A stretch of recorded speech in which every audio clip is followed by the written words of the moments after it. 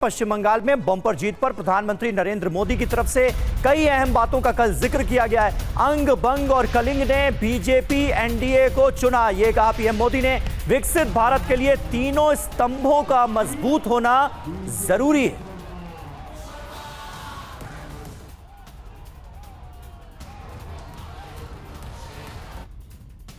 जब भारत समृद्ध था, आर्थिक, राजनीतिक और सांस्कृतिक सामर्थ्य के चरम पर था, तो उसके तीन मजबूत स्तंभ थे।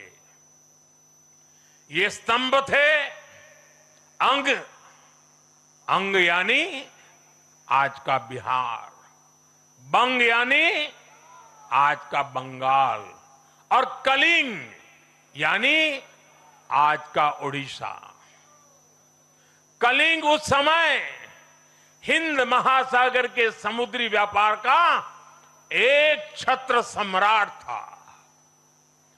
कलिंग के बंदरगाह पूरे एशिया तक भारत के उत्पादों को पहुंचाते थे। वही अंग सूत, रेशम और अन्य व्यापार के साथ साथ नालंदा और विक्रमशिला जैसे एजुकेशन सेंटर्स का भी हब था। और बंग वो सांस्कृतिक धरती थी जहां से भारत की आत्मा की आवाज उठती थी।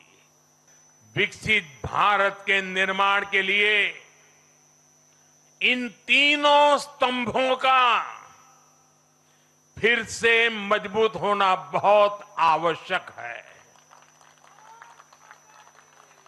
और मुझे बहुत गर्व है कि अंग, बंग और कलिंग ने इस महाअभियान के लिए बीजेपी को चुन लिया है, एनडीए पर भरोसा किया है।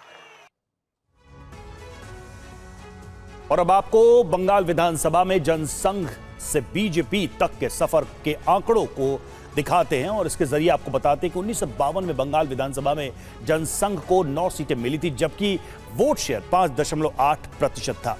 आज 2026 में बीजेपी को 206 सीटें मिली हैं, जबकि वोट प्रतिशत 46% का रहा है। आप देखिए ये शिफ्टिंग और ये यात्रा कितनी बड़ी और कितनी लंबी है। और आइए अब आपको बंगाल विधानसभा में बीजेपी के सफर के बारे में भी बताते हैं। 1982 से 2011 तक एक लंबा वक्त बीजेपी के पास कितनी सीटें थी? 0, सिफर। 2016 में 3 सीटें हासिल होती हैं बीजेपी को, जबकि वोट मिले 10.16%। 2021 में 77 सीटें बीजेपी को मिली, जबकि 38.15% वोट शेयर बीजेपी का रहा। और 2026 की सफलता की, कामयाबी की कहानी तो हमारे सामने है। 206 सीटें हासिल करके पश्चिम बंगाल में बीजेपी ने इतिहास रच दिया है। और अगर वोट शेयर की बात करें तो वो है 45.84%, 45.84%।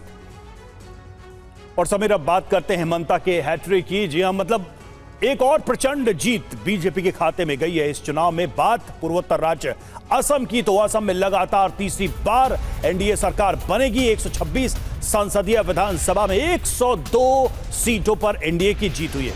बीजेपी को इसमें 82 सीटें मिली हैं। आप देखिए ये एक्सपेक्टेड था कि बीजेपी यहां रिपीट करेगी, लेकिन उस एक्सपेक्टेशन को मीट करना भी एक चुनौती थी।